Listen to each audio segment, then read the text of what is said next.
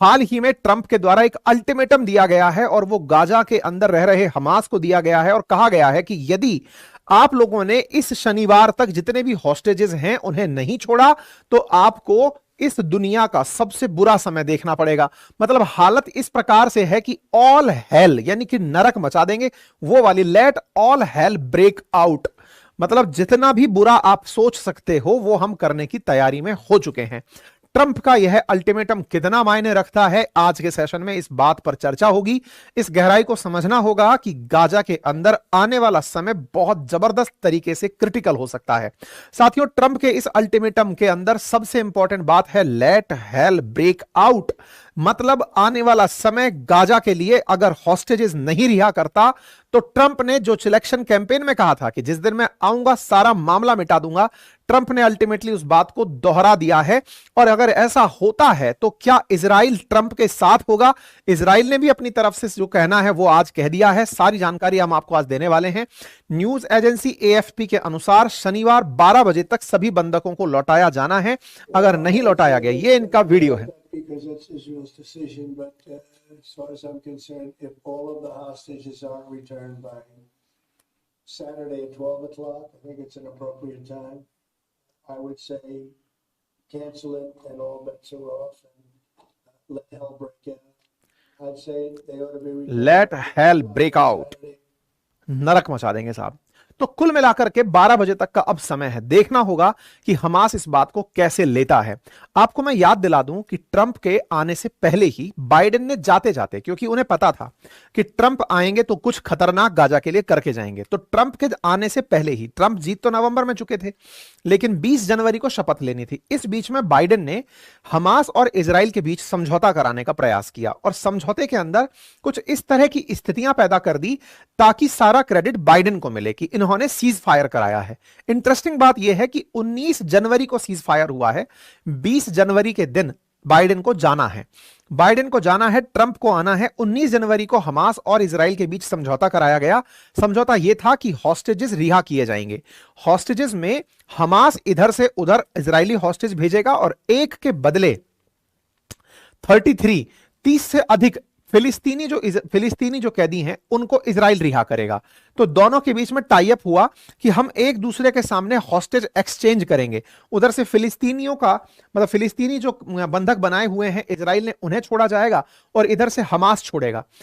Trump का कहना है कि ये सारे के सारे जो बंधक बनाए हुए हैं ये हमास के बनाए हुए बंधक हैं। अर्थात हमास ने अगर अपने मन में यह बना लिया कि हम पर इतने दिन तक युद्ध चला, अक्टूबर 2023 से चला युद्ध आ रहा है, 1.5 साल 2 साल से ऊपर का समय होने को आया, ऐसे में बोले अगर तुमको लगता है कि तुम्हारी जीत हुई है तो यह जीत नहीं है, अल्टीमेटम है। अब तुम अपने सारे बंधकों को एक बार में ही रिहा करो और नहीं तो फिर कहर बरपाने के लिए तैयार रह जाओ। तो कहर बरपाने की तैयारी में अब ये आ चुके हैं। उन्होंने साफ कहा है कि आने वाले समय में इसका कोई मीनिंग नहीं होगा। हमास ने कहा है कि नहीं, हम इस बात को नहीं मानते, इनकी इस बात में कोई दम नहीं है। हालांकि हमास का यह कहना कितना सही है ये तो आने वाला समय बताएगा, क्योंकि ट्रंप अपनी तरफ से स्पष्ट कर चुके हैं कि मैं इस पूरे काम को करने के लिए तैयार हूं। अब ये स्थिति बनकर क्यों आई, अब वो समझ लेते हैं। असल में हुआ क्या है कि हमास ने इजराइल के साथ जो समझौता 19 जनवरी को किया था उसे तोड़ दिया, बीच में तोड़ दिया, बंधक लौटाने छोड़ दिए। क्यों रोक दिए थे?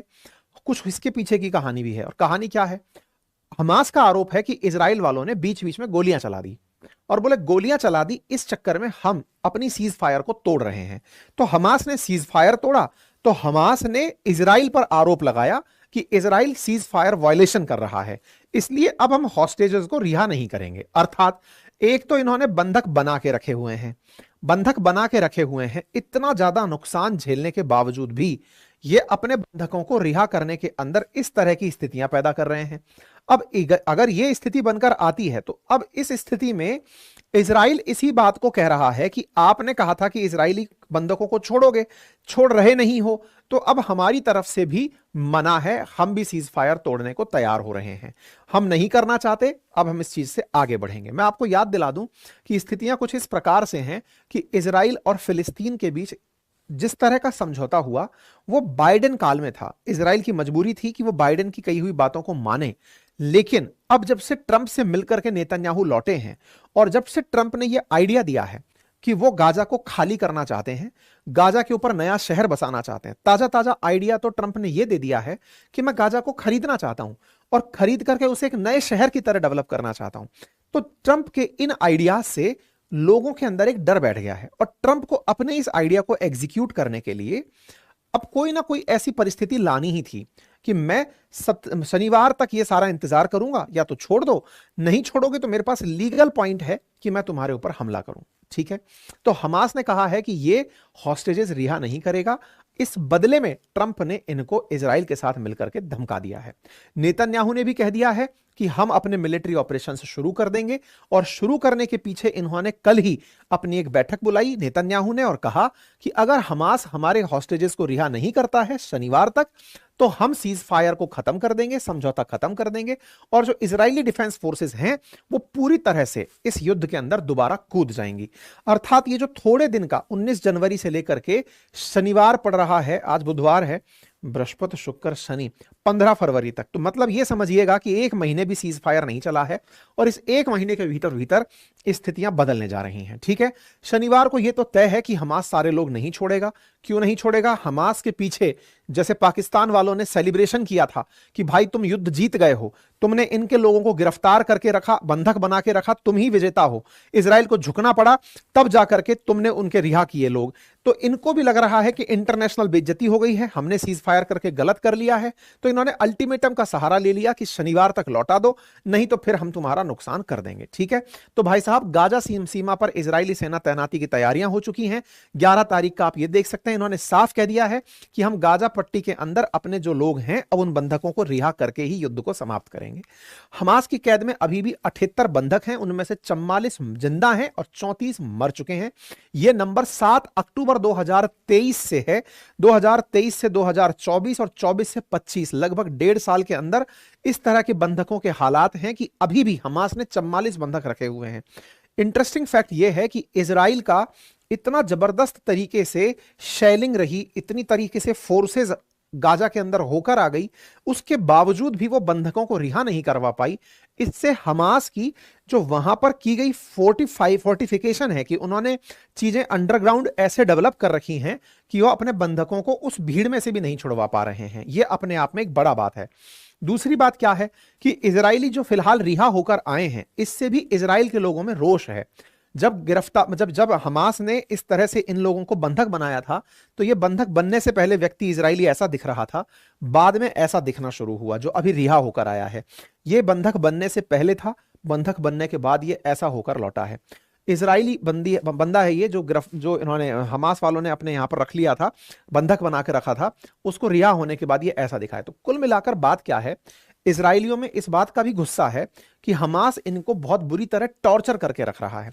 तो टॉर्चर से बेहतर है कि अब आर पार की लड़ाई लड़ी जाए।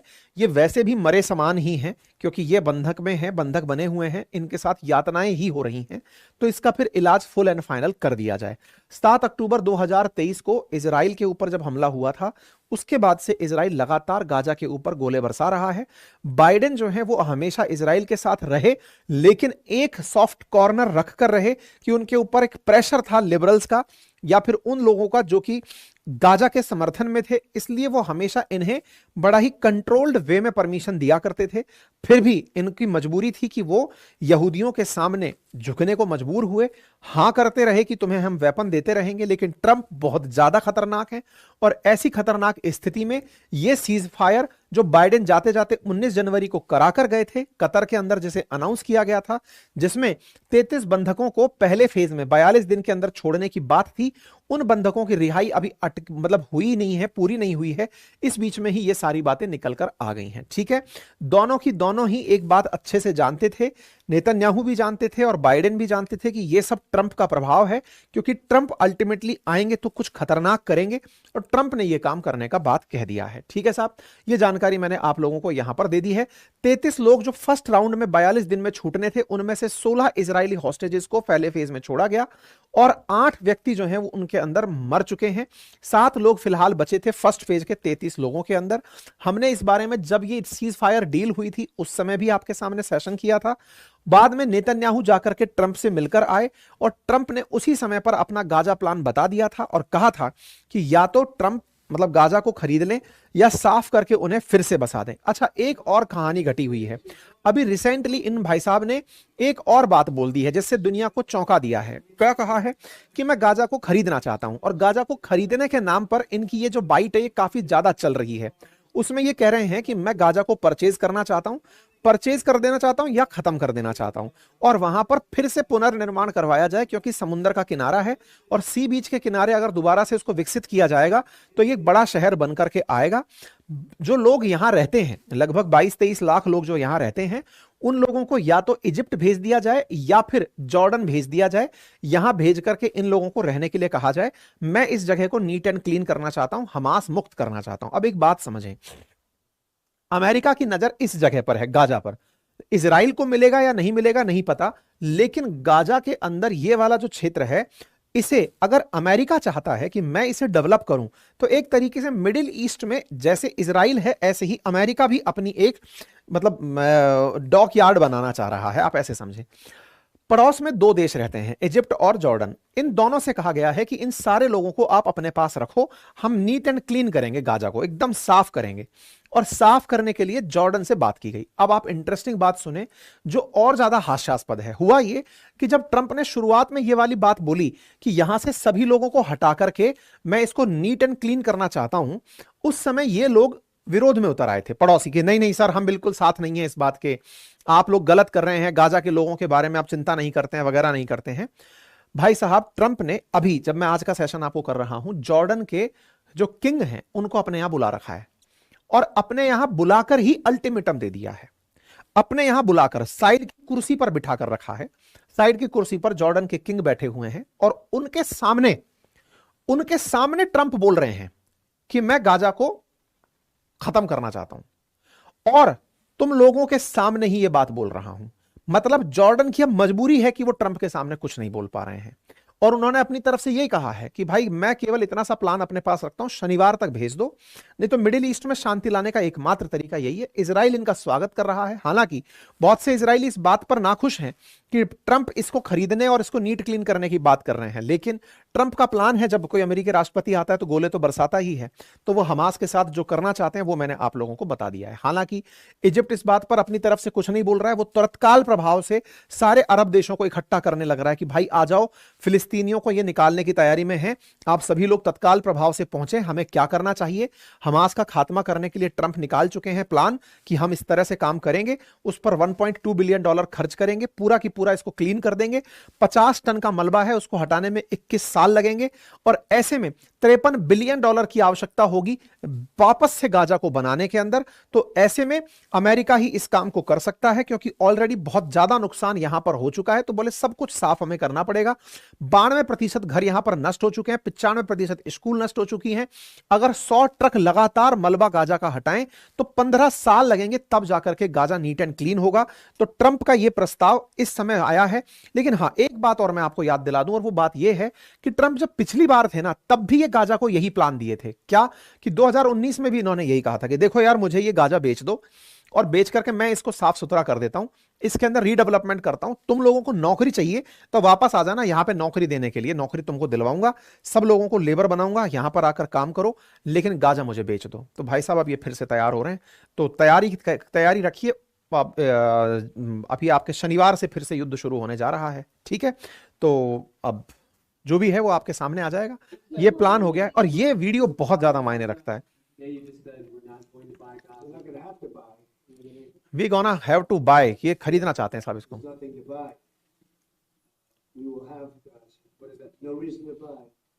There is nothing to buy. It's Gaza. It's a war-torn area. We're gonna take it. We're gonna hold it. We're gonna cherish it. We're going to. और ये जो न्यूज है 6 घंटे पहले की है, आप समझें। अभी मैं आपको दिखाऊंगा, इसी के बगल में जॉर्डन के किंग बैठे हुए हैं जो बोल नहीं पा रहे हैं, उनके सामने पब्लिकली ये बंदे इस बात को बोलते हुए चले जा रहे हैं। It could be an absolute, tremendous asset for the Middle East. And you're gonna have peace. It's gonna bring peace in the Middle East. और बोले इससे शांति आएगी, जब इसको खरीद लेंगे इसी से शांति आएगी। बोले Watched it so long. बोले मैं हमेशा से देख रहा हूं, हर 10 साल में कोई ना कोई कांड हो जाता है यहाँ पे, तो इससे अच्छा है कि इसको साफ करके तैयार किया जाए। No, it's going to be a tremendous thing. It's fronting on the sea. It's gonna be a great economic development job. It's gonna put people to work, a lot of people to work. And those people are all gonna be from the Middle East. And just to follow up with one on that for King Abdullah, can you clarify again, sort of, how do you feel about the U.S. taking Gaza as a president?